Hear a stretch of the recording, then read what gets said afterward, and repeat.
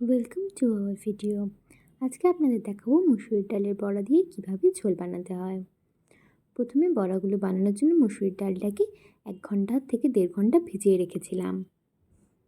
এরপর এটিকে বেটে নেব। মুসুরির ডালের মধ্যে কয়েকটি কাঁচা লঙ্কাও দিয়ে দেবেন বাটার সময়।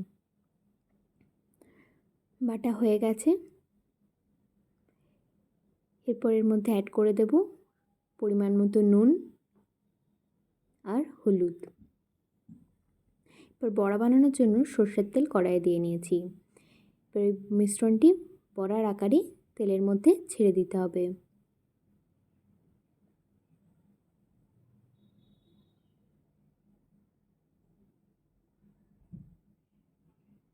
যেভাবে অন্যান্য বড়া ভাজেন সেভাবে ওইটি এপিঠ ওপিঠ করে দুপিঠ ভালোভাবে ভেজে নেবেন। বড়াগুলি ভাজা হয়ে গেছে। এরপর কড়াইয়ের মধ্যে ফোড়ন হিসাবে দিয়ে নিলাম তেজপাতা আর গোটা জিরে। তারপর এর মধ্যে দিয়ে দিলাম ডুমো ডুমো করে কেটে রাখা আলুগুলিকে একটু ভেজে নেব। আপনারা চাইলে এই বড়াটা ঝোল না বানিয়ে শুধু শুধু ডালের সাথে খেতে পারেন, খেতে হয় অসাধারণ। এরপরে আলুর মধ্যে স্বাদ মতো দিয়ে নিলাম নুন, দিয়ে নিলাম পরিমাণ মতো হলুদ। আলুটি ভাজা ভাজা হয়ে এসছে হালকা। এরপর দিয়ে নিলাম আদা। এরপর এর মধ্যে দিয়ে নেব ধনে গুঁড়ো, জিরের গুঁড়ো, টমেটো আর লঙ্কার গুঁড়ো।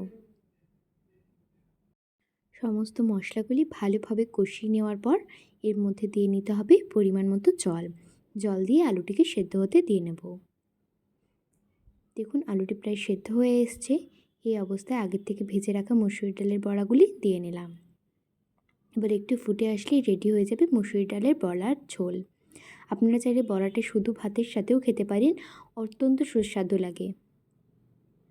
আমাদের এই রান্নাটা যদি আপনাদের ভালো লেগে থাকে তাহলে লাইক এবং কমেন্ট করবেন, শেয়ার করে অন্যদের সাথে ভাগ করে নিন, আমাদের ফলো কিংবা সাবস্ক্রাইব করে দিন। Thank you.